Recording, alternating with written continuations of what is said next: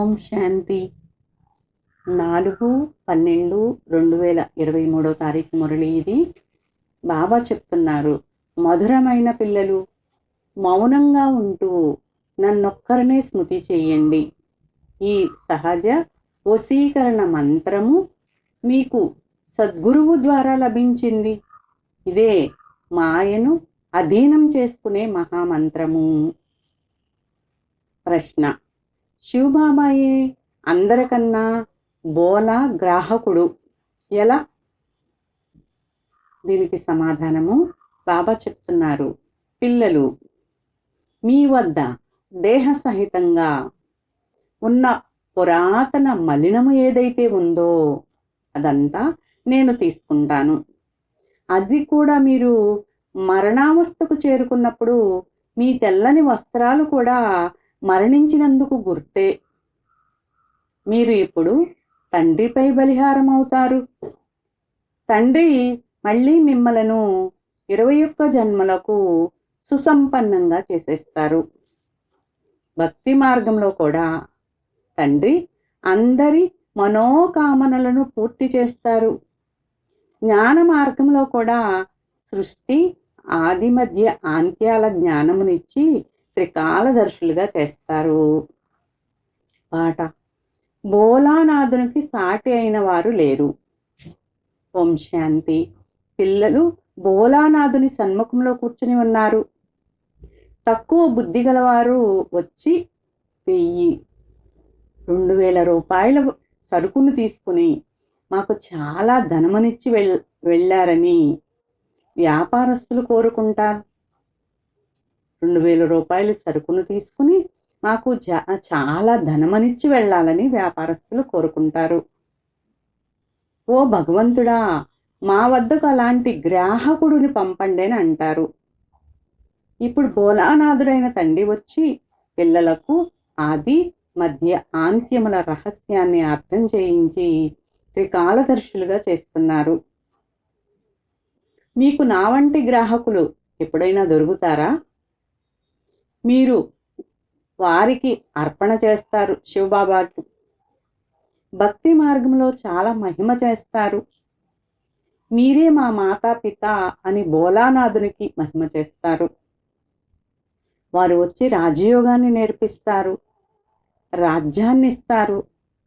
పిల్లలు తండ్రితో అంటారు, ఈ చెత్తనంతా మీకు అర్పణ చేసేస్తాము. ఈ పాత చెత్త ఏదైతే ఉందో అదంతా మీకు అర్పణ చేసేస్తాము. మీరు మమ్మల్ని 21 జన్మలకు సుసంపన్నంగా చేస్తారు. హోల్సేల్ వ్యాపారము చేయు వ్యాపారస్తులు అంటారు కదా, కమిషన్ తీసుకుంటారు. వీరు శివబాబా కూడా చెప్తారు, దేహ సహితంగా ఏదైతే మీ పాత చెత్త ఉందో అదంతా నేను తీసుకుంటాను. అది కూడా మీరు మరణావస్థలో ఉన్నప్పుడు. ఇక్కడ బ్రహ్మకుమారి కుమారులైన మీ వస్త్రాలు కూడా తెల్లగా ఉన్నాయి అనగా అవి మీరు మరణించారని తెలియజేస్తాయి. మరణించిన వారిపై సదా తెల్లని వస్త్రాన్ని కప్పుతారు. ఎటువంటి మచ్చ ఉండరాదు. ఈ సమయంలో అందరికీ మాయ యొక్క నల్లని మచ్చ ఏర్పడింది. దీనినే రాహుగ్రహణం అని అంటారు. చంద్రునికి కూడా గ్రహణం పట్టడం వల్ల నల్లగా అవుతాడు కదా, అలాగే ఈ మాయా గ్రహణం కూడా మొత్తం విశ్వాన్నంతగా నల్లగా చేసేస్తుంది. ఇందులో పంచతత్వాలు కూడా మొదలైనవన్నీ వచ్చేస్తాయి. ఇది మీ రాజయోగమని తండ్రి కూర్చుని అర్థం చేయిస్తారు. రాజయోగము ద్వారా స్వర్గంలో రాజ్య పదవిని ప్రాప్తి చేసుకోవాలి. మీరు రాజాదిరాజులుగా అవుతారు. నారాయణి నష ఉంటుంది. నరుని నుండి నారాయణుడిగా అవుతారు.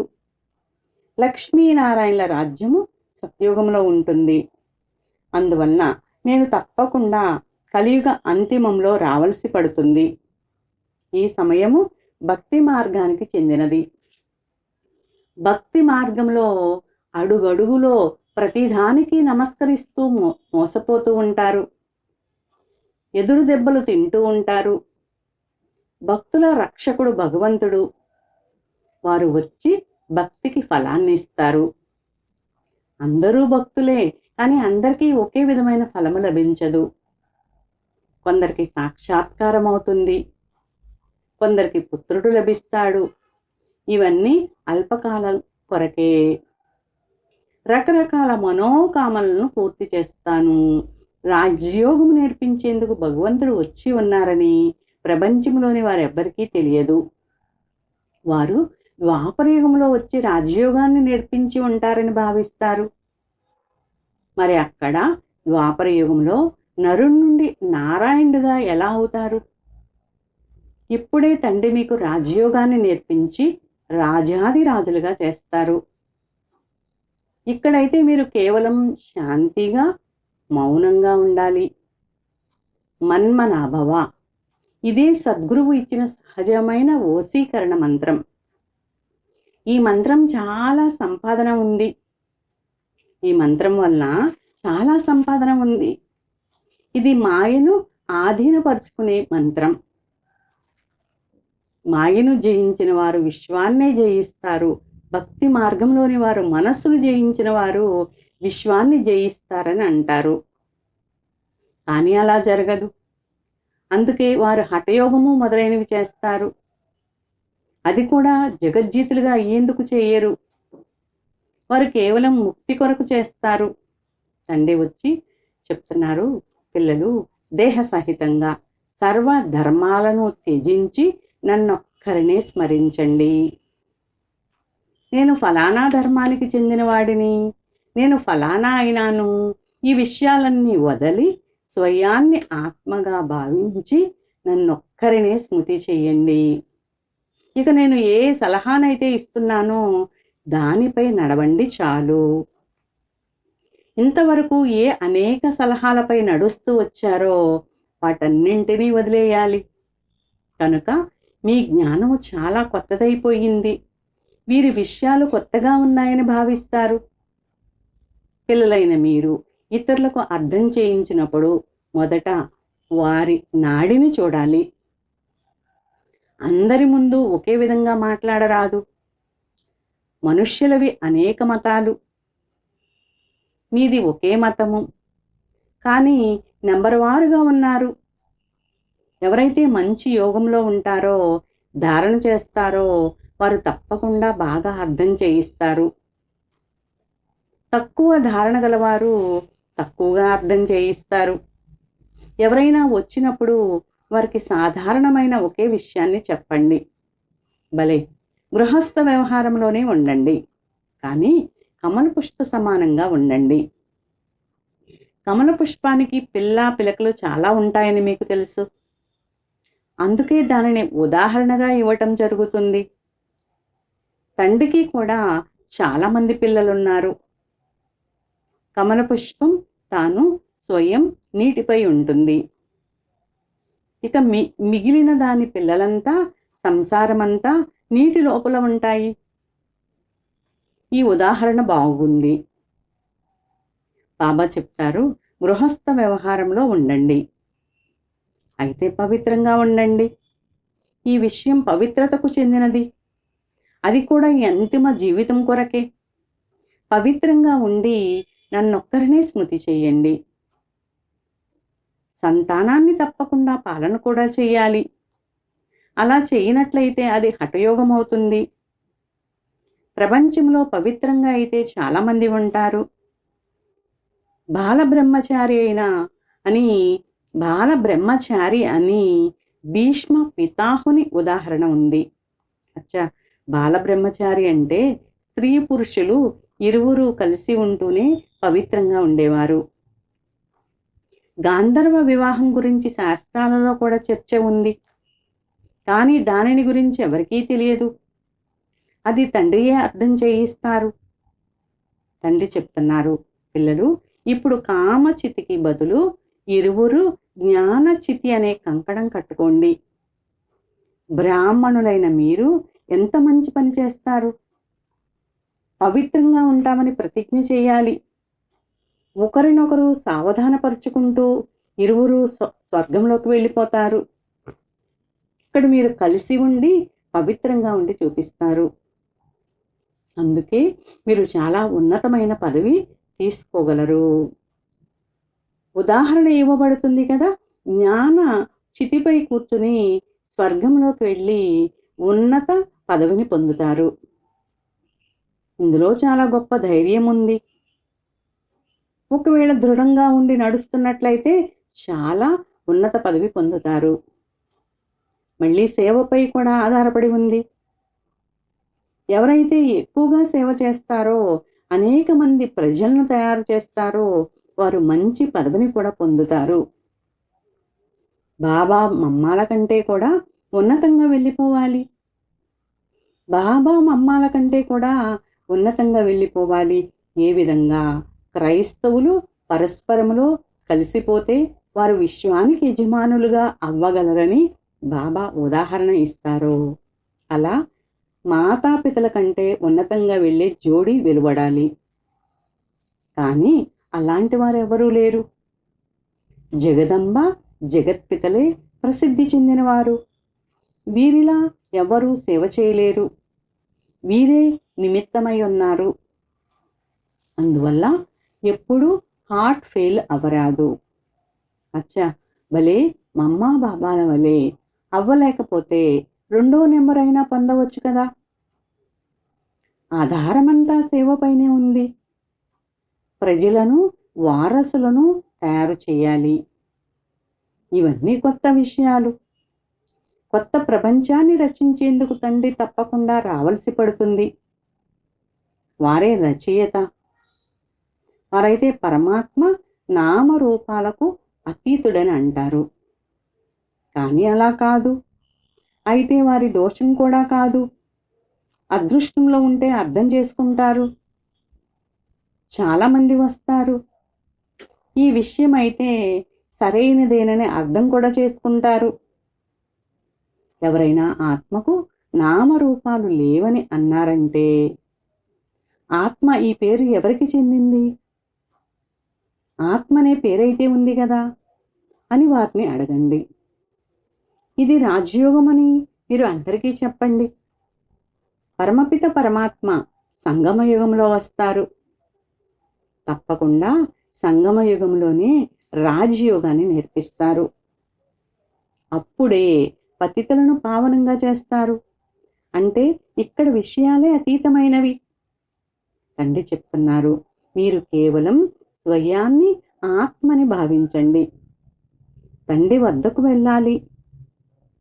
ఇందులో ప్రశ్నించవలసిన విషయం ఏదీ లేదు. మా ఆత్మను దుఃఖపెట్టకండి అని అంటారు. మీరు పాపాత్మ పుణ్యాత్మ అని అంటారు. ఆత్మకు ఏ విధమైన రూపము లేదని ఎవ్వరూ చెప్పలేరు. వివేకానందుడు రామకృష్ణ పరమహంస ఎదుట కూర్చున్నప్పుడు అతనికి సాక్షాత్కారం అయ్యింది. ఒక ప్రకాశం అంటే లైట్ వచ్చి తనలో ప్రవేశించిందని గమనించాడు. ఈ విధంగా ఏదో ఒకటి చెప్తారు. మాది రాజయోగము. ఇందులో దేహసహితంగా బంధుమిత్రులు మొదలైన వారందరినీ మర్చిపోవలసి ఉంటుందని మీరు చెప్పండి. ఆత్మలైన మనము వారికి పిల్లలం. మనము పరస్పరములో సోదరులము. ఒకవేళ అందరూ తండ్రులే అయితే తండ్రులే తండ్రిని ప్రార్థించాలి, అనగా స్వయాన్ని స్వయం ప్రార్థించుకున్నట్లు. ఇప్పుడు మనము రాజయోగాన్ని నేర్చుకుంటున్నాము. ఇది రాజాదిరాజులుగా అయ్యే యోగము. ఇప్పుడైతే రాజ్యము లేనే లేదు. అందువల్ల ఇప్పుడు మేము మౌనంగా ఉండి కేవలము శివబాబాని స్మృతి చేస్తామని అందరికీ అర్థం చేయించాలి. స్వయాన్ని శరీరం నుండి అతీతమని భావించాలి. నేను ఒక శరీరాన్ని వదిలి మరొక దానిని తీసుకుంటానని ఆత్మ చెప్తుంది. అనగా జ్ఞాన సంస్కారం ఆత్మలో ఉంటుంది కదా. మంచి లేక చెడు సంస్కారం ఆత్మలోనే ఉంటుంది. ఆత్మ నిర్లేపము కాదని అర్థం చేయించాలి. ఆత్మ పునర్జన్మల్లోకి వస్తుంది. అనేక సార్లు శరీరాన్ని తీసుకోవలసి వస్తుంది. ఆత్మ నక్షత్రము వంటిది. భ్రుకుటి మధ్యలో ఉంటుంది. వివేకానందుడికి ఆత్మ సాక్షాత్కారమయ్యింది. అప్పుడతడు వీరిలో రామకృష్ణ పరమహంస ఇంతటి శక్తి ఉంది కనుకనే నాకు ఆత్మ సాక్షాత్కారం చేయించాలని భావించారు. ఇప్పుడు ఆత్మ అయితే భృకుటి మధ్యలో ఉంటుంది. సాక్షాత్కారం చేసుకున్నా చేసుకోలేకపోయినా తేడా ఏముంది? ఆత్మ స్వయంగా చెప్తుంది, నేను నక్షత్ర సమానంగా ఉన్నాను, నాలో 84 జన్మల పాత్ర ఉంది. ఒకవేళ 84 లక్షల జన్మలైతే ఏమవుతుందో అర్థం కానంతటి ఎక్కువ సంస్కారాలు అవుతాయి. 84 జన్మలు అనే దానిని అంగీకరించవచ్చు. 84 లక్షల జన్మలని అనడం అంగీకరించలేము. ఇప్పుడు మనం పావనంగా అవుతున్నాము. బాబా మనలను నరు నుండి నారాయణుడిగా చేసేందుకు పవిత్రంగా చేశారు. ఈ నశ ఉండాలి. మీరు ఎవరితోనూ వాద వివాదం చేసే అవసరం లేదు. దేహ సహితంగా సర్వ దేహధర్మాలను త్యాగము చేసి స్వయాన్ని ఆత్మగా అశరీరిగా భావించాలి. భలే, మనము శాస్త్రాలు మొదలైనవి చదివాము, అయినా మనం ఎందుకు వాదించాలి, చర్చించాలి? తండ్రి చెప్తారు, నన్నొక్కరినే స్మృతి చెయ్యండి. ఇక 2వ ఆజ్ఞ, గృహస్థ వ్యవహారంలో కమల పుష్ప సమానంగా ఉండండి. యోగాగ్ని ద్వారానే పాపాలు నాశనం అవుతాయి. ఇది భగవాను వాచ. భగవంతుడు కూడా పరమాత్మ. వారిని కూడా నక్షత్ర రూపుడనే అంటారు. అనేక పాయింట్లు ఉన్నాయి, కానీ అన్నీ ఒకే సమయంలో వెలువడవు. వచ్చిన గ్రాహకులను చూసి యుక్తిగా చర్చించాలి. మేము కూడా శాస్త్రాలను చదువుతాము, అయితే వాటన్నింటినీ మరచి నన్నొక్కరనే స్మృతి చేయండి అని తండ్రి ఆజ్ఞాపించారు అని వారికి చెప్పండి. వారు నిరాకారులు. ఆత్మనైతే అందరూ అంగీకరిస్తారు. వివేకానందునికి చెందినవారు కూడా అంగీకరిస్తారు. ఆత్మ అందరిలోనూ ఉంది. తప్పకుండా ఆత్మలకు తండ్రి ఉంటారు కదా, వారిని పరమపిత పరమాత్మ అని అంటారు. ఇవన్నీ పాయింట్లు కదా, వీటిని స్మరించడం ద్వారా సదా పాయింట్లు వెలువడుతూ ఉంటాయి. బుద్ధిరూపి స్టీమర్ నిండుతూ ఉంటుంది. ఇవి అవినాశి జ్ఞానరత్నాల సామాగ్రితో నింపుకోవటం వంటిది. పాయింట్లు నోటు చేసుకుని వాటిని రివైజ్ చేసుకుంటూ ఉండండి. ఇవి రత్నాలు. వీటిని ధారణ చేసేందుకు రాసుకునేందుకు ఉత్సాహం ఉండాలి. మంచి రీతిలో అందరికీ అర్థం చేయించాలి. ఆత్మ అయితే అందరిలోనూ ఉంది. దానికి నామరూపాలు లేవు. ఆత్మకు రూపం ఉన్నప్పుడు పరమాత్మకు ఎందుకు ఉండదు అని ఎవరూ అడగలేరు కదా. వారిని పరమపిత పరమాత్మ అని, పరంధామ నివాసి అని అంటారు. కనుక ఇప్పుడు సేవ చేసి చూపించండి అని పిల్లలకు ఎంతగానో అర్థం చేయిస్తారు. బాబా సేవ చేసిన వారికి బహుమతులు ఇస్తారు. జ్ఞానరత్నాలతో ఎంతగానో శృంగారం చేస్తారు. మనం ఇక్కడ పదమాపతులుగా అవ్వాలని కోరుకోవటం లేదు. మనకు విశ్వ చక్రవర్తి పదవి కావాలి. మధురాతి మధురమైన అపురూపమైన పిల్లలకు మాతాపిత బాప్దాదాల ప్రియ స్మృతులు మరియు గుడ్ మార్నింగ్. ఆత్మిక పిల్లలకు ఆత్మిక తండ్రి నమస్తే.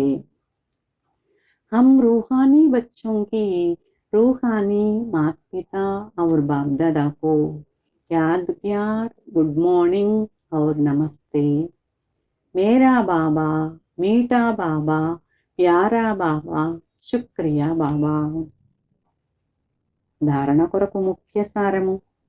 ఫస్ట్ పాయింట్, ఏ జ్ఞానరత్నాలైతే లభిస్తున్నాయో వాటిపై విచారసాగర మధురము చేసి స్వయంలో ధారణ చేయాలి. జ్ఞానరత్నాలతో సదా నిండుగా ఉండాలి, సంపన్నంగా ఉండాలి. రెండో పాయింట్, తమ నారాయణి నశాలో ఉండాలి. ఎవరితోనూ వ్యర్థ విషయాలు మాట్లాడరాదు. అశరీరిగా అయ్యే అభ్యాసం చేయాలి. బాబా వరదానం ఇస్తున్నారు, ఆశీర్వాదాలు మరియు ఔషధం ద్వారా. ఆశీర్వాదాలు మరియు ఔషధం ద్వారా తనవు మనసుల జబ్బు నుండి ముక్తంగా ఉండే సదా సంతుష్ట ఆత్మాభవ. శరీరము జబ్బు పడినా ఆ జబ్బుతో మనసు డిస్టర్బ్ అవ్వరాదు. సదా సంతోషంగా నాట్యం చేస్తూ ఉంటే శరీరం కూడా బాగైపోతుంది. మానసిక సంతోషం ద్వారా శరీరాన్ని నడిపించే 2 ఎక్సర్సైజులు జరుగుతాయి. సంతోషం అంటే ఆశీర్వాదము, ఎక్సర్సైజ్ అంటే ఔషధము. కనుక ఆశీర్వాదము మరియు ఔషధము రెండింటి ద్వారా తనువు మనసుల యొక్క జబ్బు నుండి ముక్తమైపోతారు. సంతోషం ద్వారా నొప్పిని కూడా మర్చిపోతారు. సదా తనువు మనసుల ద్వారా సంతుష్టంగా ఉండాలంటే ఎక్కువగా ఆలోచించకండి. ఎక్కువగా ఆలోచించినందున సమయం వృధా అయిపోతుంది. అంతేకాక సంతోషం మాయమైపోతుంది. స్లోగన్: విస్తారంలో కూడా సారాన్ని చూసే అభ్యాసం చేస్తే స్థితి సదా ఏకరసంగా ఉంటుంది. విస్తారంలో కూడా సారాన్ని చూసే అభ్యాసం చేస్తే స్థితి సదా ఏకరసంగా ఉంటుంది. మాతేశ్వరి గారి మహావాక్యాలు. సద్గతిని కలుగజేసే పరమాత్ముని గతిమతి పరమాత్మకు మాత్రమే తెలుసు. మీ గతిమతి మీకే తెలుసు. ఈ మహిమ ఎవరి స్మృతి చిహ్నంగా గానం చేస్తారు? ఎందుకంటే సద్గతిని కలిగించే పరమాత్మని మతం ఏదైతే ఉందో అది పరమాత్మకే తెలుసు. మనుషులు తెలుసుకోజాలరు. మనుష్యులకి మాత్రమే మాకు సదా కొరకు సుఖం కావాలనే కోరిక ఉంటుంది. కానీ ఆ సుఖం ఎలా లభిస్తుంది? ఎంతవరకు మనుష్యులు తమలోని పంచ వికారాలను భస్మం చేసుకుని కర్మలను అకర్మలుగా చేసుకోరో అంతవరకు వారికి ఆ సుఖము లభించచాలదు. ఎందుకంటే కర్మ, అకర్మ, వికర్మల గతి చాలా లోతైనది. ఆ రహస్యము పరమాత్మ తప్ప ఏ ఇతర మనుష్య ఆత్మలు కర్మల గతిని తెలుసుకోజాలరు. ఇప్పుడు ఎంతవరకు పరమాత్మ ఆ గతిని వినిపించడో అంతవరకు మనుష్యులకు జీవన్ముక్తి లభించచాలదు. అందువలన మనుష్యులు తెరే గత్మత్, మీ యొక్క గతి, మీ మతి మీకే తెలుసు అని అంటారు. సద్గతిని కలిగించే మతము పరమాత్మ వద్ద ఉంది. కర్మలను అకర్మలుగా ఎలా చేయాలో ఆ శిక్షణ ఇవ్వడము పరమాత్మని పని. మనుష్యులకు ఈ జ్ఞానం లేదు. అందువల్ల వారు వ్యతిరేక కర్మలు చేస్తూ ఉంటారు.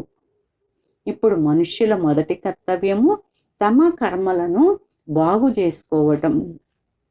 అప్పుడే మనుష్య జీవితంలోని పూర్తి లాభాన్ని తీసుకోగలరు. ఓం శాంతి.